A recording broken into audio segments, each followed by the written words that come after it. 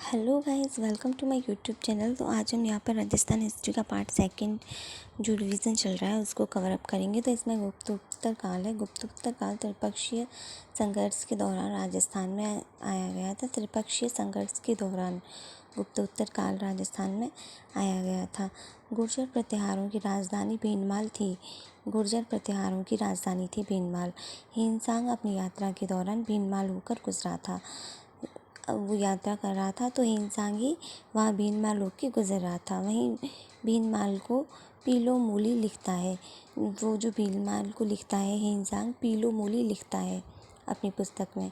ब्रह्मगुप्त भारत का न्यूटन कहे जाते हैं, वो भी भीनमाल के थे। इनकी पुस्तक का नाम है ब्रह्म स्फुट सिद्धांत खंड खाद्यक। ब्रह्म स्फुट सिद्धांत खंड खाद्यक ये ब्रह्मगुप्त की पुस्तकें हैं। कवि माघ जो है वो भी भीनमाल के थे। इनकी पुस्तक का नाम है शिशुपाल वध। शिशुपाल वध पुस्तक है कवि माघ की। गुर्जर प्रतिहारों ने अरबों को सिंध से आगे बढ़ने से रोका था। सिंध से आगे बढ़ने से रोक दिया था अरबों को गुर्जर प्रतिहारों ने। राष्ट्रकूटों की एक शाखा कालांतर में राजस्थान में राठौड़ के रूप में आई थी। किसकी शाखा राठौड़ों के रूप में आई थी? राष्ट्रकूटों की एक शाखा राठौड़ों के रूप में आई थी। कुछ अन्य ताम्र पाषाणकालीन स्थल जो हैं जैसे कि गणेश्वर, सुनारी, कुराड़ा, ईसवाल, रेड। गणेश्वर जो है वो सीकर जिले में कांतली नदी के किनारे गणेश्वर की ताम्रयुगीन सभ्यताओं की जननी कहते हैं। गणेश्वर को ताम्रयुगीन सभ्यताओं की जननी कहते हैं, जो कि कांतली नदी के किनारे है सीकर जिले में। सुनारी झुंझुनू जिले में है, कांतली नदी के किनारे। कुराड़ा नागौर जिले में है, उसे औजारों की नगरी भी कहते हैं। ईसवाल ये उदयपुर जिले में है, इसे औद्योगिक नगरी कहते हैं। प्राचीन काल में यहाँ से लोहा निकाला जाता था ईसवाल से। रेड ये टोंक जिले में है, यहाँ से सर्वाधिक मात्रा में सिक्के प्राप्त हुए हैं रेड में। इसे प्राचीन भारत का टाटानगर भी कहते हैं, क्योंकि यहाँ पे सिक्के प्राप्त हो गए तो ये टाटानगर बन गया। जोधपुरा जयपुर में साबी नदी के किनारे है जोधपुरा। नलियासर सांभर जयपुर में है। नलियासर ये सांभर जयपुर में है। गरदड़ा बूंदी में प्राचीन भारत की रॉक पेंटिंग कहा जाता है। गरदड़ा ये बूंदी में है, जो कि प्राचीन भारत की रॉक पेंटिंग कहा जाता है। मध्यकालीन राजस्थान के बारे में जाने तो इसमें मेवाड़ आता है ना, और बापा रावल, अल्हट, कुछ ऐसे राजाओं के नाम आते हैं। हो तो नहीं मेवाड़ तो होती नहीं हिंदवाद। खांडो का देन खड़क तो भारत छिप तो माड़, ये इसकी एक कहावत है। तो मेवाड़ सूर्यवंशी हिंदू शासकों का शासन था। विश्व का सबसे दीर्घकालीन वंश मेवाड़ का ही है। यहाँ के शासकों को हिंदुआ सूरज भी कहा जाता है। मेवाड़ के शासकों की कुलदेवी वाड़ माता है। मेवाड़ के शासक स्वयं को एकलिंग नाथ जी के दीवान यानी कि शिव जी के दीवान मानते हैं। मेवाड़ के राज चिन्ह में एक पंक्ति लिखी हुई है, जो दृढ़ राखे धर्म को तिहि राखे करतार। ये पंक्ति मेवाड़ की है। गोहिल ने 566 AD में मेवाड़ में गोहिल वंश की स्थापना की। इसके वंशज गोहिल या गहलोत कहलाए। मेवाड़ में गोहिल वंश की स्थापना की और इसके वंशज जो हैं वो गोहिल और गहलोत कहलाए। बापा रावल इनका वास्तविक नाम कालभोज था। ये हरित ऋषि की गाय चराते थे। हरित ऋषि के आशीर्वाद से 734 AD में राजा मान मौर्य से चित्तौड़ छीन लिया बापा रावल ने। बापा रावल ने राजा मान मौर्य से चित्तौड़ छीन लिया और फिर इसने नागदा को अपनी राजधानी बनाया। यहाँ पर भी एकलिंग जी का मंदिर बनवाया गया। नागदा में ही एकलिंग जी का मंदिर इन्होंने बनवाया बापा रावल ने। मुद्रा प्रणाली शुरू की, अपने नाम के सिक्के चलाए। अल्हट का नाम आलू रावल हो गया। इसने आहड़ को अपनी राजधानी बनाया। अल्हट का नाम आलू रावल और आहड़ एक जगह है, उसको अपनी राजधानी बनाया। आहड़ में एक वराह मंदिर बनवाया। वराह कैसा मंदिर? वराह मंदिर बनवाया। हूण राजकुमारी हरिया देवी से शादी की। मेवाड़ राज्य में नौकरशाही की स्थापना की। अल्हट ने मूल राजकुमारी हरिया देवी से शादी की। अभी गोहिल शासक शक्ति कुमार के समय में मालवा के राजस्थान मुंज ने चित्तौड़ के दुर्ग पर अधिकार कर लिया। मुंज के वराज राजा भोज ने त्रिभुवन नारायण शिव मंदिर, जिसे अब मोकल का समृद्धेश्वर मंदिर कहते हैं, इसी का निर्माण करवाया। मुंज के वराज राजा भोज ने त्रिभुवन नारायण शिव मंदिर, जिसे अब मोकल का समृद्धेश्वर मंदिर कहते हैं, इसका निर्माण करवाया राजा भोज ने। रण सिंह, इसका अन्य नाम कर्ण सिंह था। रण सिंह का नाम कर्ण सिंह था, दूसरा नाम। इसके 2 पुत्र थे, शेम सिंह और राहब। शेम सिंह ने तो रावल नाम का राजा हो गया और राहब से सौदा बसाया राहब ने। अब शेम सिंह के 2 पुत्र सांगत सिंह और कुमार सिंह। 2 पुत्र सामंत सिंह और कुमार सिंह। जैत्र सिंह, अब तीसरा राजा है जैत्र सिंह, इसके बारे में पढ़ेंगे, उससे पहले जानते हैं सामंत सिंह ने 1172 ईस्वी में मेवाड़ का शासक बना सामंत सिंह, लेकिन मेवाड़ के पड़ोसी और नाड़ौल के राजा कीतु कीर्तिपाल ने सामंत सिंह से मेवाड़ राज्य छीन लिया। जब ये शासक करने लगा तो इसी से उसका राज्य छीन लिया। तब सामंत सिंह ने वागड़ में अपना राज्य स्थापित किया। फिर मेवाड़ से इसने वागड़ में अपना राज्य स्थापित कर लिया।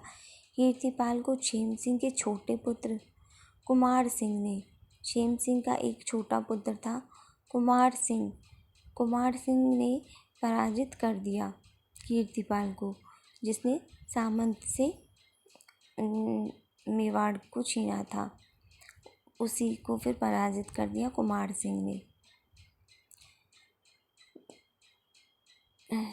1179 में 1179 में 9 साल उसने राज्य किया, 8-9 साल। और फिर इसके बाद पराजित कर मेवाड़ में पुनः अधिकार कर लिया। कुमार का वंशज जैत्र सिंह आया। फिर कुमार सिंह का वंशज कौन आया? जैत्र सिंह। फिर इसका वंशज जैत्र सिंह 1213 से 1250 तक इसने राज्य किया, जिसने जैत्र सिंह ने भूताला का युद्ध किया। भूताला का युद्ध जो सुल्तान इल्तुतमिश और जैत्र सिंह के मध्य हुआ, जिसमें जैत्र सिंह विजयी रहा। इल्तुतमिश ने नागदा को तबाह कर दिया, इसलिए जैत्र सिंह ने चित्तौड़ को अपनी नई राजधानी बना लिया। जैत्र सिंह के समय मध्यकालीन मेवाड़ का स्वर्णकाल कहते हैं। मध्यकालीन मेवाड़ का स्वर्णकाल किसके समय हुआ? जैत्र सिंह के समय। भूताला युद्ध की जानकारी हमें जैत्र सिंह सूरी की पुस्तक हम्मीर मदमर्दन से मिलती है। भूताला युद्ध की जानकारी जैत्र सिंह सूरी की पुस्तक हम्मीर मदमर्दन से मिलती है। अब एक राजा तेज सिंह, इसने 1250 से 1273 तक राज्य किया।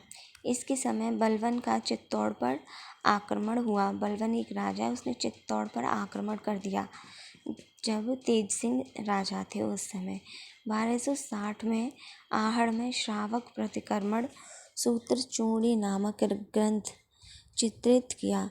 श्रावक प्रतिक्रमण सूत्रचूड़ी नामक ग्रंथ जैन ग्रंथ है ये चित्रित किया गया, जो राजस्थान का पहला चित्रित ग्रंथ है। तेज सिंह की रानी जैतलदेव रानी ने चित्तौड़ में श्याम पार्श्वनाथ का मंदिर बनवाया। तेज सिंह की रानी जैतलदेव रानी ने श्याम पार्श्वनाथ का मंदिर बनवाया।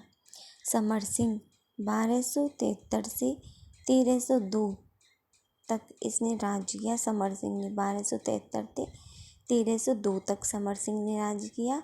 इसके समय में रणथंभौर के हमीर ने चित्तौड़ पर आक्रमण कर वहां से खिराज वसूला। रणथंभौर के हमीर इसके समय में रणथंभौर के हमीर आए और उन्होंने चित्तौड़ पर आक्रमण कर वहां से खिराज वसूला। गुजरात आक्रमण के लिए जाते समय अलाउद्दीन की सेना से कर वसूला समर सिंह ने। समर सिंह गुजरात जा रहे थे आक्रमण के लिए, तो जाते समय अलाउद्दीन की सेना मिली वहाँ पे बीच में, तो उन्होंने उससे कर वसूला।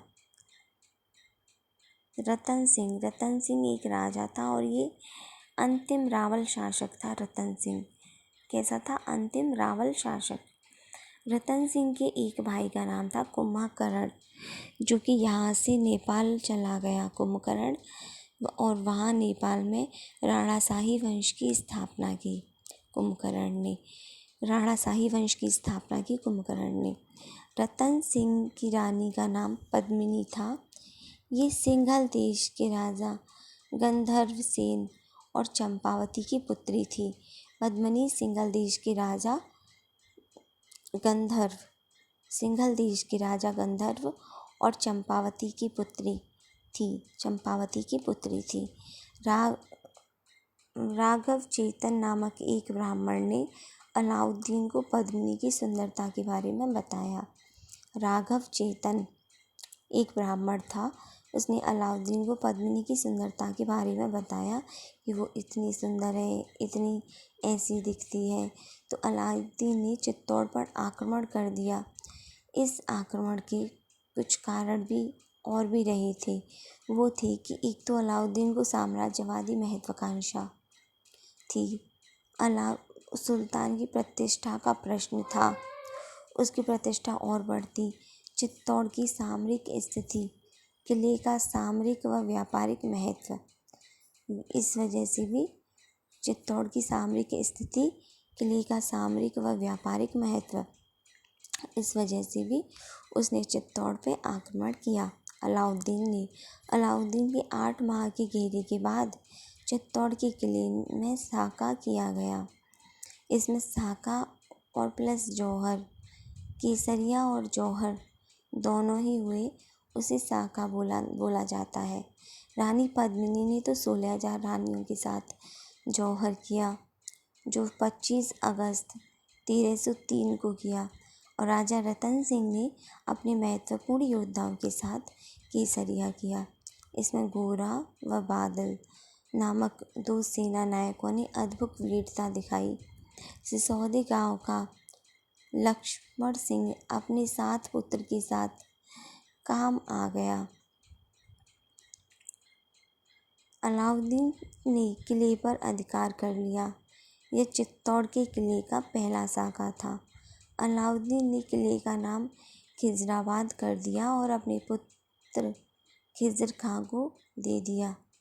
इस हमले के समय अमीर खुसरो अलाउद्दीन के साथ था। ये हमला जब हुआ तो इस हमले के समय अमीर खुसरो अलाउद्दीन के साथ था। अपनी पुस्तक खज़ाइन उल फुतूह में इसने जिक्र किया है। खज़ाइन उल फुतूह ने इसने एक पुस्तक लिखी, खुसरो ने, खज़ाइन उल फुतूह। इसी में उसने इन सब बातों का जिक्र किया। 1540 ईडी में मलिक मोहम्मद जायसी ने अपनी पुस्तक पद्मावत में पद्मिनी की सुंदरता का वर्णन किया। ये पुस्तक अवधी भाषा में लिखी गई थी, जो कि मलिक मोहम्मद जायसी ने। थोड़े दिनों बाद किया, चित्तौड़ का शासक मालदेव सोनगरा को सौंप दिया।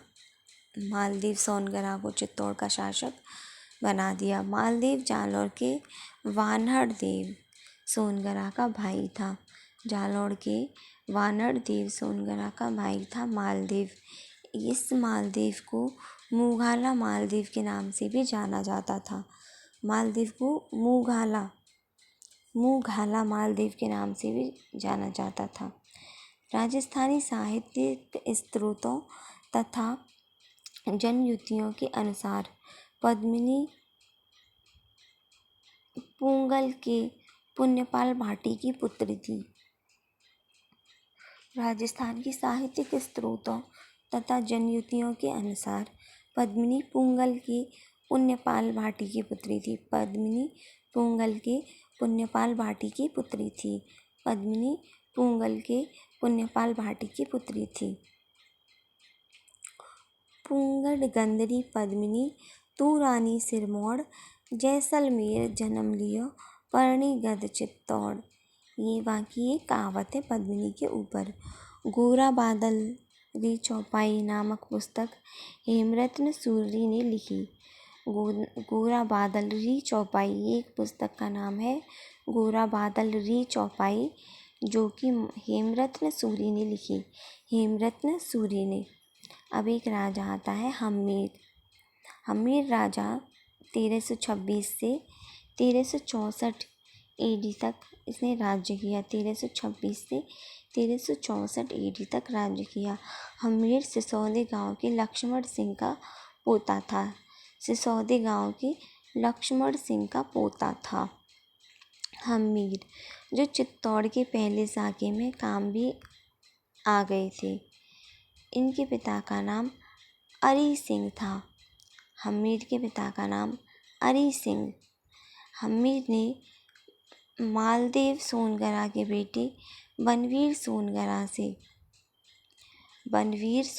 से चित्तौड़ छीन लिया। मालदेव सोनगरा के बेटे बनवीर सोनगरा से चित्तौड़ छीन लिया हम्मीर ने।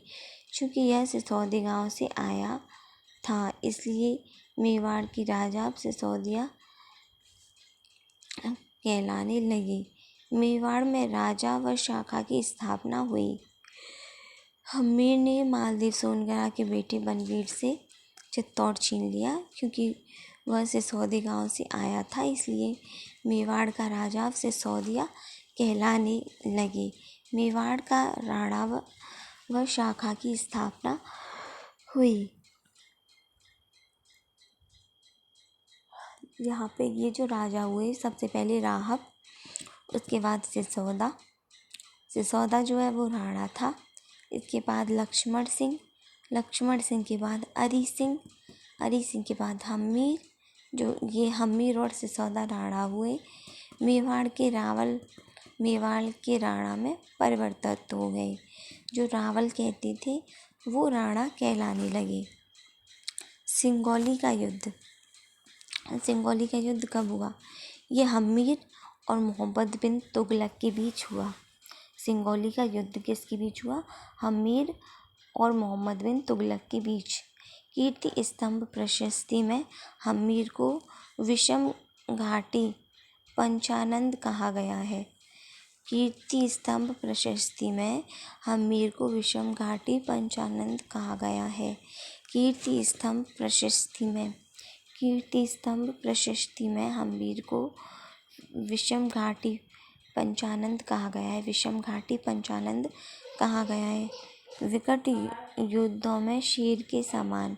विषम घाटी पंचानंद का मतलब है विकट युद्धों में शेर के समान। रसिक प्रिया में हम्मीर को वीर राजा कहा गया है। रसिक प्रिया में हम्मीर को वीर राजा कहा गया है। चित्तौड़ के किले में अन्नपूर्णा मंदिर का निर्माण कराया गया। हम्मीर को मेवाड़ का उद्धारक कहा गया क्योंकि मेवाड़ को फिर से जीता था हम्मीर ने। राणा लाखा यानी कि इसका नाम है राणा लक्ष्य सिंह। ये 1382 से 1421 तक इसने राज्य किया। इसके समय में जावर में चांदी की खान निकली। राणा लाखा के समय जावर में चांदी की खान निकली। इसके समय में ही एक बंजारे ने पिछौला झील का निर्माण करवाया। राणा लाखा के समय ही बंजारे ने पिछौला झील का निर्माण करवाया। नटनी का चबूतरा पिछौला झील के पास है। नटनी का चबूतरा पिछौला झील के पास है। और कुम्भहाड़ा नकली बूंदी की रक्षा करते हुए मारा गया। कुम्भहाड़ा नकली बूंदी की रक्षा करते हुए मारा गया। नकली गढ़ दीगो नहीं बिना घूर घमसाड़, सिर टूटिया बिन किम कर फिरे, असली गढ़ पर आग। ये वहाँ की कहावत है। मेवाड़ और मारवाड़। मेवाड़ में लाखा, उसके बाद चूड़ा आए, और मारवाड़ में चूड़ा, फिर ऋणमल यानी कि रणमल आए। चूड़ा जो है मारवाड़ में आई थी बेटी हंसाबाई। राणा लाखा की शादी मारवाड़ के राव चूड़ा की पुत्री हंसाबाई के साथ हुई थी। राणा लाखा की शादी वो हुई राव चूड़ा की पुत्री हंसाबाई के साथ। इस अवसर पर लाखा के बेटे चूड़ा ने यह प्रतिज्ञा की कि मेवाड़ का अगला राणा वह न बनकर हंसाबाई के पुत्र को बनाएगा। ऐसी प्रतिज्ञा के कारण चूड़ा को मेवाड़ को भीष्म पिता कहते हैं। इस बलिदान के बदले चूड़ा के वंशजों को चूड़ावल हरावल में रहने का सौभाग्य प्राप्त हुआ। चूड़ा के वंशजों को चूड़ावल हरावल में रहने का सौभाग्य प्राप्त हुआ। हरावल सेना का अग्रिम भाग।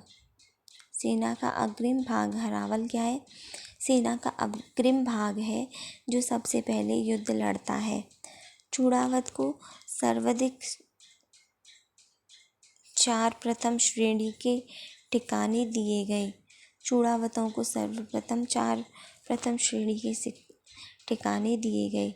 16 ठिकानों में से प्रथम श्रेणी के ठिकाने हैं। 16 ठिकानों में से प्रथम श्रेणी के ठिकाने हैं और दूसरे जो हैं वो 32 ठिकाने। तीसरे हैं 64 जिन्हें जागीरें भी कहा जाता है। सलुम्बर नामक सबसे बड़ा ठिकाना इन्हें दिया। सलुम्बर सबसे बड़ा ठिकाना इन्हीं को दिया गया। राजस्थान में राणा की अनुपस्थिति में सलुम्बर का यानी कि रावल शासन कार्य संभालता था। राजधानी में राणा की अनुपस्थिति में सलुम्बर का रावल शासन कार्य संभालता था। सलुम्बर का रावल शासन कार्य संभालता था। मेवाड़ के शासकों राणा का राजतिलक सलुम्बर की रावल ही करता था। मेवाड़ के शासकों यानी कि राणाओं का राजतिलक सलुम्बर का रावल ही करता था। अब ये मुगल राजा आता है 10वां, जिसने 1421 से 1433 तक हंसाबाई का बेटा है ये मुगल, इसने राज्य किया। हंसाबाई के अविश्वास की वजह से चूड़ा मेवाड़ छोड़कर मालवा चला गया। अब मुगल का संरक्षक हंसाबाई का भाई रणमल बन गया। मुगल ने चित्तौड़ में समदेश्वर मंदिर का पुनर्निर्माण करवाया। समदेश्वर परमार राजा भोज ने बनवाया था। समदेश्वर किसने बनवाया था? परमार राजा भोज ने। और इसका पुनर्निर्माण मुगल ने चित्तौड़ में करवाया। एकलिंग जी के मंदिर का परकोटा बनवाया मुगल ने। 1433 AD में गुजरात के राजा अहमद शाह ने चित्तौड़ पर आक्रमण कर लिया। जब मेवाड़ की सेना झीलवाड़ा में पड़ाव डाल रही थी, तब चाचा मेरा महपा पवार ने मुगल की हत्या कर दी। जब मेवाड़ की सेना झीलवाड़ा में पड़ाव डाल रही थी, तब चाचा मेरा महपा पवार ने मुगल की हत्या कर दी। उस समय इस पड़ाव में मुगल का बेटा कुंभा भी था, पर अन्य सरदारों ने उसे सुरक्षित चित्तौड़ वापस पहुंचा दिया। मुगल की राजधानी कमलावती ने अहमद शाह के साथ युद्ध किया। मुगल की रानी थी कमलावती। इसने अहमद शाह अहमद शाह के साथ युद्ध किया। राणा कुम्हा 1433 से 1467 तक 65, 66, 67, 68 तक राणा कुम्हा ने 1433 से 1468 तक शासन किया। रणमल राणा कुम्हा का संरक्षक था। रणमल राणा कुम्हा का संरक्षक था। मेवाड़ के दरबारों में राठौड़ों का प्रभाव बढ़ रहा था। मेवाड़ के दरबारों में राठौड़ों का प्रभाव बढ़ रहा था। उन्होंने चूड़ा के भाई राघव देव सिसोदिया की हत्या कर दी थी। फिर इन्होंने चूड़ा के भाई राघव देव सिसोदिया की हत्या कर दी थी। राठौड़ों ने इस प्रभाव को खत्म करने के लिए हंसाबाई ने चूड़ा को मालवा से मेवाड़ वापस बुलाया। राठौड़ों के इस प्रभाव को खत्म करने के लिए हंसाबाई ने चूड़ा को मालवा से मेवाड़ वापस बुलाया। रणमल की उसकी प्रेमिका भारमली की सहायता से हत्या कर दी। रणमल की उसकी प्रेमिका भारमली की सहायता से हत्या कर दी। रणमल का बेटा जोधा अपने अन्य भाइयों के साथ भाग जाता है। वह बीकानेर के पास काहुनी नामक गांव में शरण लेता है। चूड़ा ने मंडौर पर हमला करके अधिकार कर लिया। हंसाबाई की मध्यस्थता ने कुआं व जोधा के बीच संधि हुई। कुआं व जोधा के बीच संधि हुई। हंसाबाई की मध्यस्थता से हंसाबाई थी बीच में, उन्हीं के कारण कुआं व जोधा के बीच एक संधि हुई। इस संधि को आवल बावल की संधि कहते हैं। आवल बावल की संधि कहते हैं। जोधा ने अपनी बेटी भूंगड़ कंवर की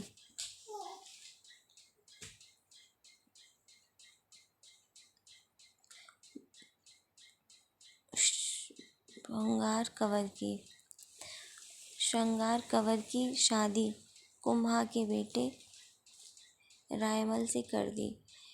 कुम्हा के बेटे जोधा ने अपनी बेटी श्रृंगार कंवर की शादी कुम्हा के बेटे रायमल से कर दी। कुम्हा के बेटे रायमल से कर दी। जोधा ने अपनी बेटी की शादी रायमल के साथ कर दी, जो कि जोधा का बेटा था, कुम्हा का बेटा था और जोधा की बेटी थी। कुम्हा की माता का नाम था सौभाग्यवती परमार। 1437 में सारंगपुर का युद्ध हुआ। 1437 में सारंगपुर का युद्ध हुआ।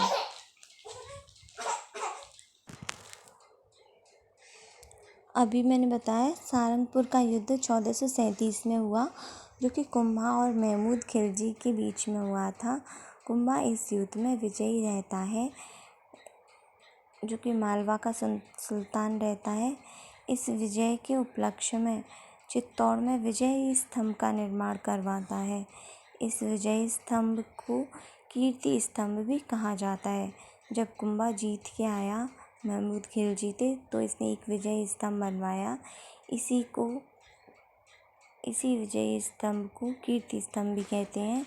बीच में भगवान विष्णु की प्रतिमा लगी होने के कारण इसे विष्णु ध्वज भी कहते हैं।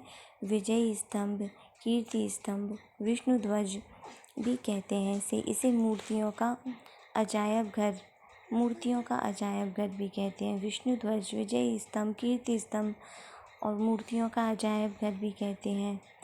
जब कुम्हा जीत के आया उसी जगह को भारतीय मूर्तिकला का विश्वकोश भी कहते हैं। यह 9 मंजिली एक इमारत है, जो 122 फीट लंबी और 30 फीट चौड़ी है। इसकी तीसरी मंजिल में 9 बार अल्लाह लिखा है। इसके वास्तुकार जैता और उसके पुत्र नाता व पूजा थे। इसके वास्तुकार जैता और उनके पुत्र नाता व पूजा थे। इसमें कीर्ति स्तंभ प्रशस्ति लिखी गई है, जिसकी रचना अत्रि व उसके बेटे महेश ने की थी। कीर्ति प्रशस्ति लिखी है, इसकी रचना अत्रि और उसके बेटे महेश ने की थी। इसका ऊपरी भाग क्षतिग्रस्त होने पर महाराज स्वरूप सिंह ने इसका पुनर्निर्माण करवाया। ऊपरी भाग इसका कुछ बिगड़ गया था, फिर महाराज स्वरूप सिंह आए, उन्होंने इसका पुनर्निर्माण करवाया। कर्नल जेम्स टॉड ने अपनी इसकी तुलना कुतुब मीनार से की है। कर्नल जेम्स टॉड ने इस विजय स्तंभ की तुलना जो है कुतुब मीनार से की है। फ्यूडसन ने इसे रोम के टार्जन से भी श्रेष्ठ बताया है। रोम के टार्जन से भी श्रेष्ठ बताया है फ्यूमर्सन ने। राजस्थान पुलिस का यह प्रतीक चिन्ह है। राजस्थान की पहली इमारत में इस पर डाक टिकट जारी किया गया। 15 अगस्त 1949 को इस पर 1 रुपये का डाक टिकट जारी हुआ। जैन कीर्ति स्तंभ, ये 12वीं शताब्दी में एक जैन व्यापारी जीजा शाह नमीरवाल ने इसका निर्माण कराया था चित्तौड़ के किले में। जैनों के पहले तीर्थकर आदिनाथ को समर्पित होने के कारण इसे आदिनाथ स्मारक भी कहते हैं। जैन कीर्ति स्तंभ को, ये जैनों के पहले तीर्थकर आदिनाथ को समर्पित है, इसलिए इसे आदिनाथ स्मारक भी कहते हैं। 1457 में चंपानेर की संधि आती है, इसमें मालवा के महमूद खिलजी और गुजरात के कुतुबुद्दीन के बीच दोनों ने मिलकर एक साथ कुम्हा पर आक्रमण करने की योजना बनाई। इसे चंपानेर की संधि कहा गया। भदनौर के युद्ध में कुम्हा इन दोनों की संयुक्त सेना को हरा देता है। भदनौर के युद्ध में किसकी? महमूद खिलजी और कुतुबुद्दीन की दोनों की सेना को हरा के सिरोही के सहसमल देवड़ा को भी हरा देता है। नागौर के शम्स खां को मुजाहिद खां के खिलाफ सहायता देता है। नागौर के शम्स खां को मुजाहिद खां के खिलाफ सहायता देता है। नागौर के ये दोनों नागौर के लिए लड़ रहे थे। कुम्हा की उपाधियाँ, ये हिंदू सुरताड़ कहा जाता है। अभिनव भट्टाचार्य कहा गया। अभिनव भट्टाचार्य राणो रासोया साहित्यकारों का उपदाता, साहित्यकारों का आयदाता। राणो रासो साहित्यकारों का रायदाता। हाल गुरु, पहाड़ी किलों को जीतने वाला। हाल गुरु, पहाड़ी किलों को जीतने वाला। अभिनव भट्टाचार्य दान गुरु, छाप गुरु, छापमार युद्ध प्रणाली। कुम्हा का स्थापत्य कला में योगदान। श्यामल दास में वीर विनोद के अनुसार मेवाड़ के 84 दुर्ग में से 32 का निर्माण कुम्हा ने करवाया था। मेवाड़ के 84 दुर्ग हैं, उनमें से 32 दुर्गों हैं, उनका निर्माण राणा कुम्हा ने करवाया। कुम्भलगढ़ का किला, ये राजसमंद में है, इसके वास्तुकार मंडन है। कुम्भलगढ़ का ऊपरी भाग कटारगढ़ कहलाता है। यह कुम्हा का निजी आवास था। इसे मेवाड़ की आँख भी कहते हैं। कटारगढ़ में कुम्भलगढ़ की ऊपरी भाग कटारगढ़ है, जहाँ पे मेवाड़ कुम्हा रहते थे, और ये मेवाड़ की आँख भी कहा गया। अचलगढ़ के किले का पुनर्निर्माण करवाया सिरोही में। बसली मचान, ये भी सिरोही में है। बसली मचान सिरोही में है। भूमठ दुर्ग, ये भूमठ दुर्ग जो है भूमठ के पठार पर डूंगरपुर बांसवाड़ा में है। भूमठ के पठार पर डूंगरपुर बांसवाड़ा में है। कुम्हा स्वामी का मंदिर बनवाया।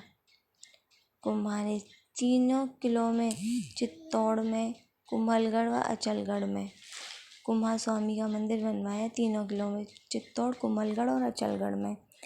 चित्तौड़ के किले में श्रृंगार चवरी का मंदिर बनवाया। कुम्हा के समय में 1439 ईडी में धरणक शाह ने रणकपुर के जैन मंदिर बनाए। धरणक शाह ने रणकपुर के जैन मंदिर बनाए।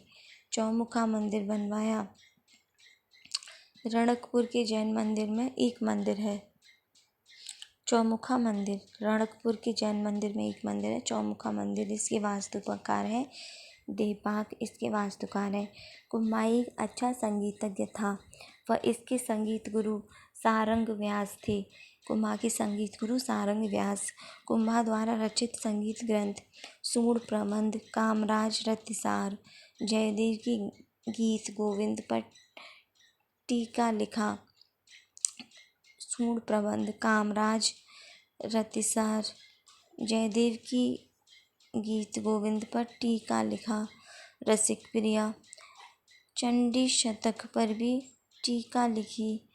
संगीत राज, संगीत सुधा, संगीत मीमांसा, संगीत रत्नाकर पर टीका लिखा है।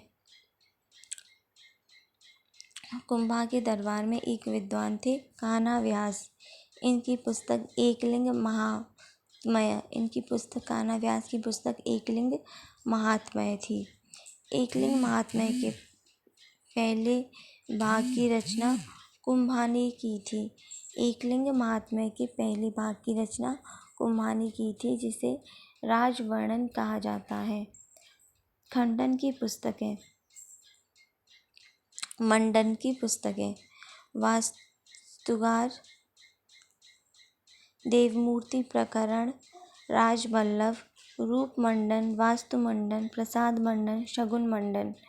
वास्तुकार देवमूर्ति प्रकरण, राजवल्लभ, रूप मंडन, वास्तु मंडन, प्रसाद मंडन, शगुन, ये मंडन की पुस्तकें हैं। वास्तुकार पहली, दूसरी देवमूर्ति प्रकरण, तीसरी राजवल्लभ, चौथी रूप मंडन, वास्तु मंडन, प्रसाद मंडन, शगुन मंडन, सातवीं।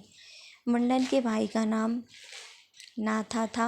उसने एक पुस्तक लिखी वस्तु मंजरी पुस्तक लिखी नाथा ने। मंडन के बेटे का नाम था गोविंद ने पुस्तक लिखी कलानिधि द्वार दीपिका पुस्तक मंडन ने लिखी। कुम्हा की बेटी रमाबाई भी एक अच्छी संगीतज्ञ थी। रमाबाई को जावर का परगना दिया। कुम्हा की बेटी रमाबाई एक अच्छी संगीतज्ञ थी। रमाबाई को जावर का परगना दिया। कुम्हा की बहन लाला मेवाड़ी की शादी गागरोन के शासक अचलदास खिलजी से हुई। ये चौहानों की एक उपशाखा है। गागरोन चौहानों की एक उपशाखा है। कुम्हा की बहन लाला मेवाड़ी की शादी गागरोन के शासक अचलदास खिलजी से हुई। अचलदास खिलजी गागरोन के शासक। ये चौहानों की एक उपशाखा है। गागरोन। अपने पिता की हत्या उद्रा ने कटारगढ़ में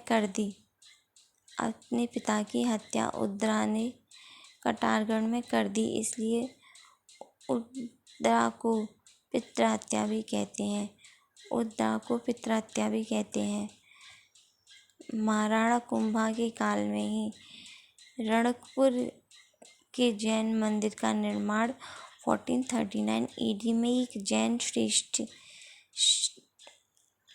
श्रेष्ठ शासक ने करवाया। रणकपुर के चौमुखा मंदिर का निर्माण पेपाक नामक शिल्पी के निर्देशन में हुआ। रणकपुर के चौमुखा मंदिर का निर्माण पेपाक नामक शिल्पी के निर्देशन में हुआ। पेपाक। रायमल ये 11वां राजा था 1473 से 59 AD में। रायमल ने जोधा की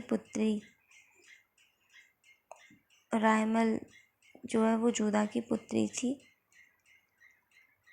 और रणमल का भाई था। जोधा रणमल का भाई था। श्रृंगार देवी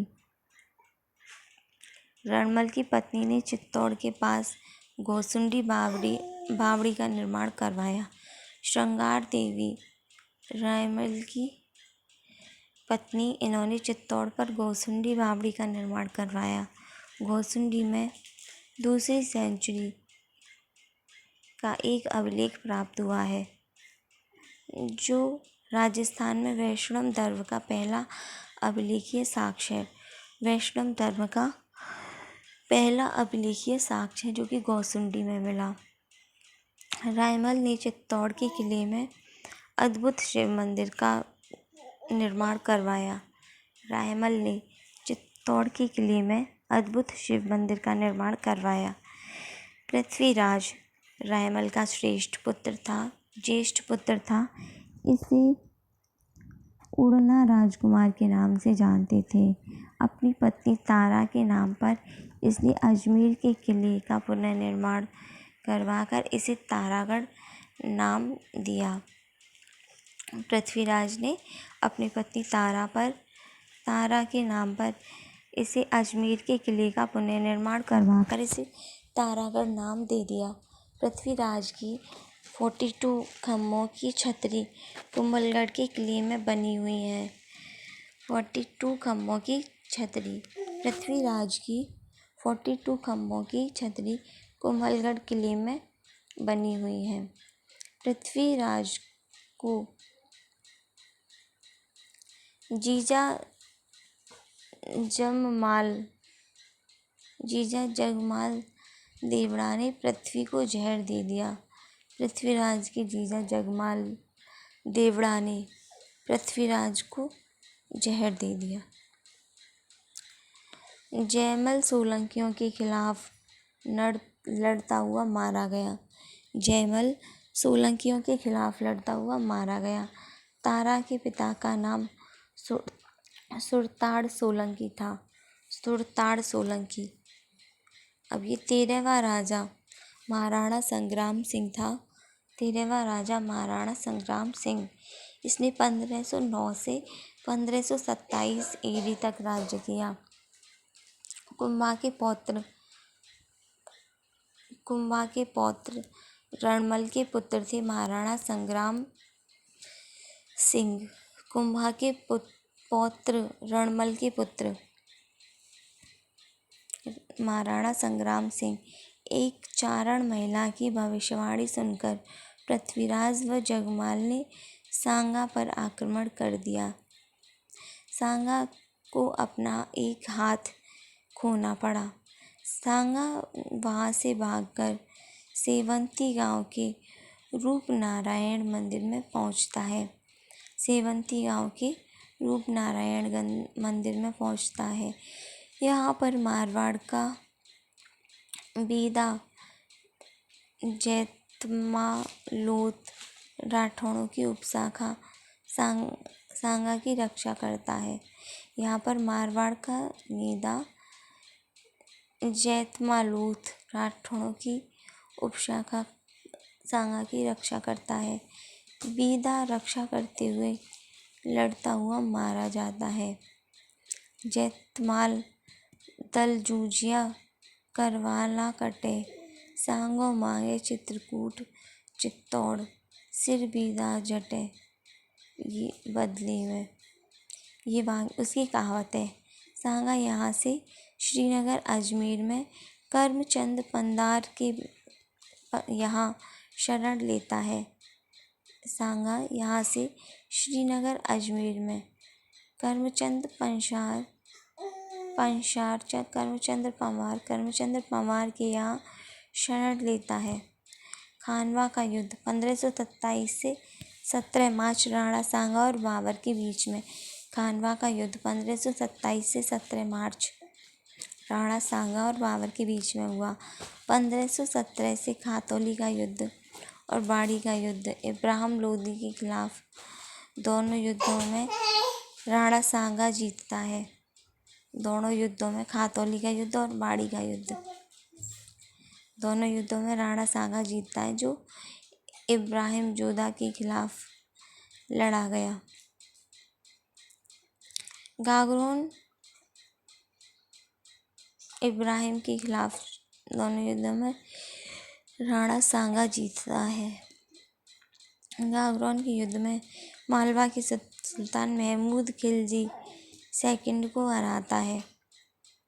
महमूद खिलजी सेकंड को हराता है मालवा के सुल्तान।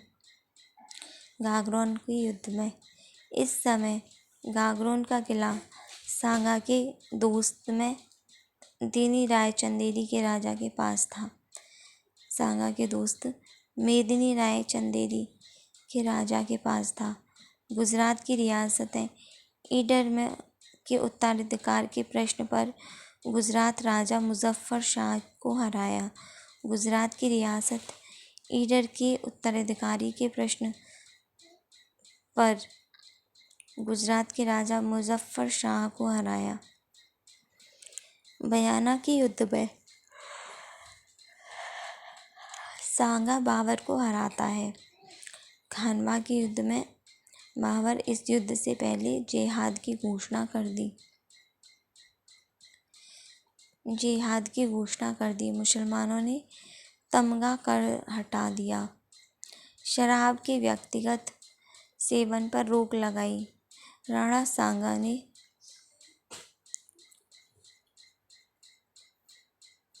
खानवा का युद्ध